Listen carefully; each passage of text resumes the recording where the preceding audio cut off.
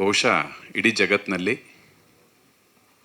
ನಮ್ಮ ಜೀವಿತ ಅವಧಿಯಲ್ಲಿ ನನಗಿಂತ ಚೆನ್ನಾಗಿ 10ರಷ್ಟು ಉದ್ಧಾರ ಆಗಬೇಕು, ದೊಡ್ಡ ವ್ಯಕ್ತಿ ಆಗಬೇಕು ಅಂತ ಆಸೆ ಪಡೋದು ಒಂದೇ ವ್ಯಕ್ತಿ, ಅದು ಅಪ್ಪ. ಕವಿಯವರು ಹೇಳಿದಾಗೆ ನಾವೆಲ್ಲ ಹಳೆ ಜನ್ರೇಷನ್ನವರು. ಅಪ್ಪ ಅನ್ನೋ ಕ್ಯಾರೆಕ್ಟರ್ ಇದೆಯಲ್ಲ, ಮಕ್ಕಳು ಮುಂದೆ ಯಾವತ್ತು ಬಿಗುಮಂದಿಯಿಂದನೇ ಮಾತಾಡೋದು, ಎಷ್ಟು ಬೇಕೋ ಅಷ್ಟೇ ಮಾತಾಡೋದು, ತುಂಬ ಕ್ಲೋಸಾಗಿ ಮಾತಾಡೋಲ್ಲ. ಈಗಿನ ಜನ್ರೇಷನ್ ಪರವಾಗಿಲ್ಲ, ಅಪ್ಪ ಮಕ್ಕಳೆಲ್ಲ ಒಟ್ಟೊಟ್ಟಿಗೆ ಪಬ್ಬು ಹೋಗ್ತಾರೆ. ನಮ್ಮ ಕಾಲದಲ್ಲಿ ಅವೆಲ್ಲ ಇರಲಿಲ್ಲ. ಆದರೂ ಅಮ್ಮನ ಹತ್ರ ಮಾತ್ರ ಅವರು ಎಕ್ಸ್ಪ್ರೆಸ್ ಮಾಡ್ತಾರೆ, ನಮ್ಮ ಮಗ ಹೇಗೆ ದೊಡ್ಡವನಾದ ಅಥವಾ ಹೇಗೆ ಸಾಧನೆ ಮಾಡ್ದ ಅನ್ನೋ ಒಂದು ಖುಷಿಯನ್ನು ಅಮ್ಮನ ಜೊತೆ ಹಂಚ್ಕೋತಾರೆ ಹೊರತು ಮಕ್ಕಳ ಜೊತೆ ಹಂಚ್ಕೋತಿರ್ಲಿಲ್ಲ. ಆದರೂ ಅಪ್ಪ ಅಪ್ಪನೇ, ನಾವೆಲ್ಲ ಮಿಸ್ ಮಾಡ್ಕೋತೀವಿ ಈಗ. ಮತ್ತು ಈ ಸಿನಿಮಾದಲ್ಲಿ ನಾಣಿ ಸರ್ ನಂಗೆ ಕಾಲ್ ಮಾಡಿದರು, ಹಾಗೆ ನಮ್ಮ ನಾಗೇಶ್ ಕಾಲ್ ಮಾಡಿದರು. ಒಂದು ಅಡ್ವೊಕೇಟ್ ರೋಲ್ ಮಾಡಿದ್ದೀನಿ ನಾನು. ಸ್ವಲ್ಪ ಅಪ್ಪನ ವಿರುದ್ಧವಾಗಿರುವಂಥ ಕ್ಯಾರೆಕ್ಟರ್ ನಂದು. ತುಂಬ ದಿವಸಗಳಾದಮೇಲೆ ಕರಿಕೋಟ್ ಹಾಕ್ಸಿದ್ದಾರೆ, ತುಂಬ ಥ್ಯಾಂಕ್ ಯು. ಜೊತೆಗೆ ಅಭಿಯವರು ಇಲ್ಲಿದ್ದಾರೆ. ನನ್ನ ಮತ್ತು ಅಂಬಿ ಅಣ್ಣನ ಒಡನಾಟ ಬೇರೆನೇ ಥರನೇ ಇತ್ತು. ಬಹುಶಃ ಮೊಬೈಲ್ಗಳು ಇನ್ನೂ ಬಂದೇ ಇರಲಿಲ್ಲ. ಮೊಬೈಲ್ ಲಾಂಚ್ ಆಗೋಕ್ಕೆ ಮುಂಚೆ ನಾವು ಹೆಚ್ಚು ಉಪಯೋಗಿಸ್ತಾ ಇದ್ದಿದ್ದು ಲ್ಯಾಂಡ್ಲೈನ್. ಅವಾಗಿದ್ದಿದ್ದು ಬರೀ BSNL ಒಂದೇ ಅಲ್ಲ, ಇಡೀ ಮಂಡ್ಯ ಜಿಲ್ಲೆಯಲ್ಲಿ ಒಂದು ಟೆಲಿಕಾಮ್ ಅಡ್ವೈಸರಿ ಕಮಿಟಿ ಅಂತ ಒಂದಿರುತ್ತೆ. ಅದು ಸೆಂಟ್ರಲ್ ಗೌರ್ಮೆಂಟ್ದು ಇದ್ರದ್ದು. ಅಣ್ಣ ಆವಾಗ MP ಆಗಿದ್ದರು ಫಸ್ಟ್ ಟೈಮ್.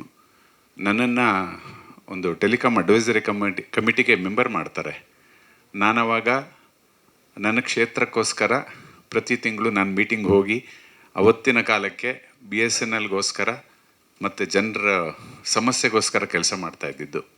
ಅಂದರೆ ನಾನು ಏನಕ್ಕೆ ಹೇಳಕ್ಕೆ ಹೊರಟೆ ಅಂತಂದರೆ, ಅಂಬಿ ಅಣ್ಣನ ಭಾಳ ಹತ್ತಿರದಿಂದ ನೋಡಿರೋ ತುಂಬ ಜನ ಕಮ್ಮಿ ಇಲ್ಲಿ. ಬಹುಶಃ ಇವತ್ತಿನ ಜನ್ರೇಷನ್ ನೋಡೇ ಇಲ್ಲ ಬಿಡಿ. ಅವರ ಒಡನಾಟ ಬೇರೆ ಥರನೇ ಇತ್ತು. ಮತ್ತು ಅವ್ರು ಹೇಳ್ದಂಗೆ ಶುರು ಆಗ್ತಿದ್ದಿದ್ದೆ ಬೇರೆ ಥರ ಅವ್ರ ಮಾತು. But we all miss him again. Once again, ಅಪ್ಪ ಐ ಲವ್ ಯು, ಅಣ್ಣ I love you. Thank you so much. First of all Tabla Naani ಸರ್ಗೆ ಥ್ಯಾಂಕ್ಸ್ ಹೇಳ್ತೀನಿ. ಯಾಕೆ ಅಂದರೆ ನಾಣಿ ಸರ್ ಅವರ ಸ್ಕಿಟ್ಟು ಆ್ಯಂಡ್ ಅವ್ರ ಪ್ರೋಗ್ರಾಮ್ಸಲ್ಲಿ ಕೀಬೋರ್ಡ್ ನುಡಿಸ್ತಾ ನಾನು ನಾಣಿ ಸರ್ಗೆ ಪರಿಚಯ ಆಗಿದ್ದು.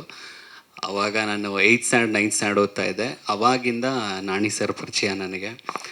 ಅವರು ಆಗ್ಲಿಂದ ನೋಡ್ಕೊಂಬಂದರು. ಹಂಗೆ ಹಂತ ಹಂತವಾಗಿ ದೊಡ್ಡವ್ರ ಜೊತೆ ನುಡಿಸ್ತಾ ಇದ್ದೆ. SPB ಸರ್ ಕೀಬೋರ್ಡ್ ನುಡಿಸ್ತಿದ್ದೆ. ಈಗ ಜಿ ಕನ್ನಡ ಸಾರೆಗಮಪಲ್ಲೂ ಕೀಬೋರ್ಡ್ ನುಡಿಸ್ತೀನಿ ನಾನು.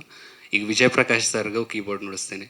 ಇವ್ರು ನೋಡ್ತಾ ಕರೆದು ಚಾನ್ಸ್ ಕೊಟ್ಟರು ನಾಣಿ ಸರ್. ಆ ನಂಬಿಕೆಗೆ ನಾನು ಥ್ಯಾಂಕ್ ಯು ಹೇಳ್ತೀನಿ ಸರ್. ಯಾವಾಗಲೂ ಚಿರಋಣಿಯಾಗಿರ್ತೀನಿ ಸರ್. ಅದಕ್ಕೆ ಥ್ಯಾಂಕ್ ಯು ಸರ್. ಯಾಕೆ ಅಂದರೆ ನನಗೆ ಈ ಸಿನಿಮಾ ಮ್ಯೂಸಿಕ್ ಮಾಡಬೇಕು ಅಂತ ತುಂಬ ಹುಚ್ಚು. ಆದರೆ ಆ ಮ್ಯೂಸಿಕ್ ಡೈರೆಕ್ಷನ್ಗೆ ಆಪರ್ಚುನಿಟಿ ಕೊಡೋದು ತುಂಬ ಇಂಪಾರ್ಟೆಂಟು.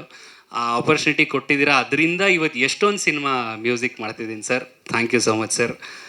ಆ್ಯಂಡ್ ಚಿತ್ರದ ಬಗ್ಗೆ ಹೇಳಬೇಕು ಅಂದರೆ, ಫಸ್ಟು ಸರ್ ಹೇಳಿದ್ರು, Naani sir and Atharva Arya sir ಈ ಥರ ಕತೆ ಹೇಳಿದ್ರು, ಅಥರ್ವ ಆರ್ಯ ಸರ್. ಆ್ಯಂಡ್ ಅವ್ರಿಗೂ ಥ್ಯಾಂಕ್ಸ್ ಹೇಳಬೇಕು. ನನ್ನ ಟ್ಯೂನ್ಸ್ನ ಒಪ್ಪಿ ನಾನು ಮ್ಯೂಸಿಕ್ ಡೈರೆಕ್ಟರ್ ಅಂತ ಒಪ್ಕೊಂಡಿದ್ದಕ್ಕೆ ಅಥರ್ವ ಆರ್ಯ ಸರ್ಗೂ ಥ್ಯಾಂಕ್ಸ್. ಆ್ಯಂಡ್ ಅದೇ ಮ್ಯೂಸಿಕ್ ಬಗ್ಗೆ ಹೇಳಬೇಕು ಅಂದರೆ, ಫಸ್ಟು ಸರ್ ಸ್ಟೋರಿ ಎಲ್ಲ ಹೇಳಿದ್ರು. ನಾನೊಂದು ಅಂದ್ಕೊಂಡಿದ್ದೆ, ಓಕೆ ಈ ಥರ ಕಂಪೋಸ್ ಮಾಡಬೇಕು ಇದು ಅಂತ ಒಂದು ಪಿಕ್ಚರೈಸೇಷನ್ ಇತ್ತು. ಆದರೆ ಹೆದರಿಕೆ ಬರ್ತಾ ಇತ್ತು. ಫಸ್ಟು ನಾಣಿ ಸರ್ ಅಂದ ತಕ್ಷಣವೇ ಹೆದರಿಕೆ, ಜವಾಬ್ದಾರಿ, ಇನ್ನೂ ಚೆನ್ನಾಗಿ ಮಾಡಬೇಕು composing. Next Prem sir add ಆಗಿದ್ದಾರೆ ಅಂದ ತಕ್ಷಣ ಇನ್ನೂ ಹೆದರ್ಕೊಂಬಿಟ್ಟೆ, ಇನ್ನೇನಪ್ಪ ಮಾಡೋದಿದು, ಹೇಗೆ ಕಂಪೋಸ್ ಮಾಡೋದು ಅಂತ. ಆದರೆ ಆದಷ್ಟು ನನ್ನ ಕೈಯಲ್ಲಾದಷ್ಟು ಎಷ್ಟು ವರ್ಕ್ ಮಾಡ್ಬೋದು ಅಷ್ಟು ಹಾರ್ಡ್ ವರ್ಕ್ ಮಾಡಿ ನ್ಯಾಯ ಒದಗಿಸಿದ್ದೀನಿ ಅಂತ ಅನ್ಕೋತೀನಿ. ನಿಮ್ಮೆಲ್ಲರೂ ಪ್ರೀತಿ ಆಶೀರ್ವಾದ ನನ್ನ ಮೇಲೆ ಇರಲಿ ಅಂತ ಕೇಳ್ಕೊತೀನಿ. And Abhishek Ambareesh sir, thank you so much, you are big fan. Arjun sir thank you, Prem sir thank you, and Jeevitha madam, Sanjay sir thank you so much.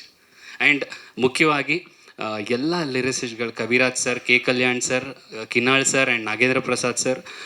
ನಾನು ಇಷ್ಟು ಚಿಕ್ಕವನಾದ್ರೂ ಸರ್, ಕವಿರಾಜ್ ಸರ್ ಒಂದು ಮಾತು ಹೇಳಿದ್ರು, ಇನ್ನೊಂದು ಸಿನಿಮಾಗೆ ಮ್ಯೂಸಿಕ್ ಮಾಡಿದ್ದೆ, ಆವಾಗ ಕವಿರಾಜ್ ಸರ್ ಒಂದು ಸಾಹಿತ್ಯ ಬರೆದಿದ್ರು.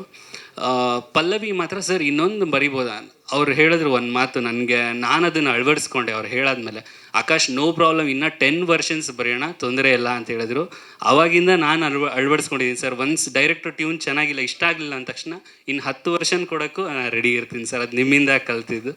ಆ್ಯಂಡ್ ನನ್ನ ಎಲ್ಲ ಮ್ಯೂಸಿಷಿಯನ್ಸ್ ಆ್ಯಂಡ್ ನನ್ನ ಎಲ್ಲ singers, Abhishek, Vijeth, Madhvesh and Prithvi Bhat, thank you so much for singing my song. Thank you.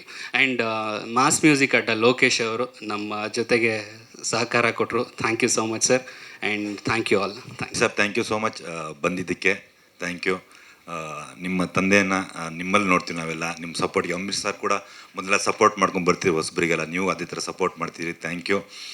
ಆಮೇಲೆ ಪ್ರೇಮ್ ಸಾರು, ಆ್ಯಕ್ಚುಲಿ ಪ್ರೇಮ್ ಸರ್ ನಿಮ್ಮ ಮುಂದೆ ನಂಗೆ ಹೇಳಕ್ಕೆ ತುಂಬ ಖುಷಿ ಆಗುತ್ತೆ. ಯಾಕೆ ಅಂತ ಹೇಳಿದ್ರೆ ನಿಮ್ಮಿಂದ ನಾನು ಭಾಳ ಇನ್ಸ್ಪೈರ್ ಆಗಿದ್ದೀನಿ. ಯಾಕಂದರೆ ನೀವೇನು ಇಲ್ಲದೆ, ಏನು ಬ್ಯಾಕ್ಗ್ರೌಂಡ್ ಇಲ್ಲದೇ ಸಪೋರ್ಟ್ ಮಾಡಿ ಇಲ್ಲಿವರೆಗೆ ಬಂದು ನಿಂತಿದ್ದೀರ ನೀವು.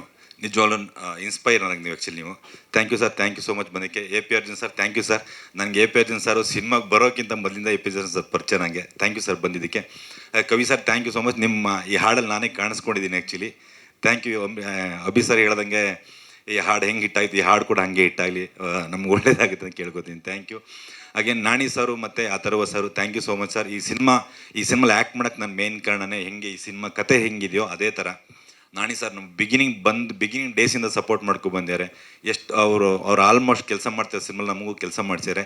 Thank you Atharva, thank you so much. ಒಳ್ಳೇದಾಗಲಿ ಈ ತಂಡಕ್ಕೆ. ಸಂಜಯ್ ಮತ್ತು ಜೀವಿತಾ ನಿಮ್ಮಿಬ್ಬರಿಗೂ ಒಳ್ಳೇದಾಗಲಿ. Thank you so much. ಜೈ ಹಿಂದ್, ಜೈ ಕರ್ನಾಟಕ.